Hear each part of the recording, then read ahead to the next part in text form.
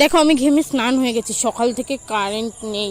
তারপর এর মধ্যে আমি আবার আলমারি গোছাতে বসেছি, কারণ আলমারির অবস্থা এতটাই খারাপ ছিল যে কি বলবো। আর দেখো এই বাড়ির শিউলি ফুল গাছটায় কত শোপোকা হয়েছে, সেই কারণে বাবা আর আমি মিলে শোপোকাগুলোকে পুড়িয়ে দেবো, নইলে ওরা গাছের চারিদিকে ছড়িয়ে যাবে।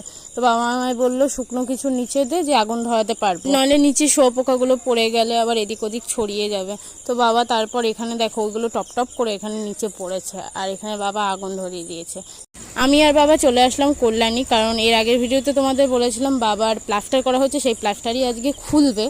বাবাকে বসিয়ে রেখে আমি আসলাম জল নিতে, কারণ আমাদের জল টেস্টটা পেয়েছে। বাবাকে বসিয়ে রেখে এসেছি।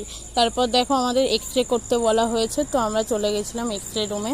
তো ওখান থেকে বাবাকে এক্স রে করালাম, এক্স রে করি ওখান থেকে আমরা চলে আসলাম। এখানে দেখো ডাক্তারের এখানে কত ভিড়, এখন প্লাস্টার কাটছে। আর দেখো এইদিকে প্লাস্টার কাটছে, তোমরা হয়তো আওয়াজ শুনতেই পাচ্ছ। আর বাবার না খুব ভয় লাগছিল এই আওয়াজটা।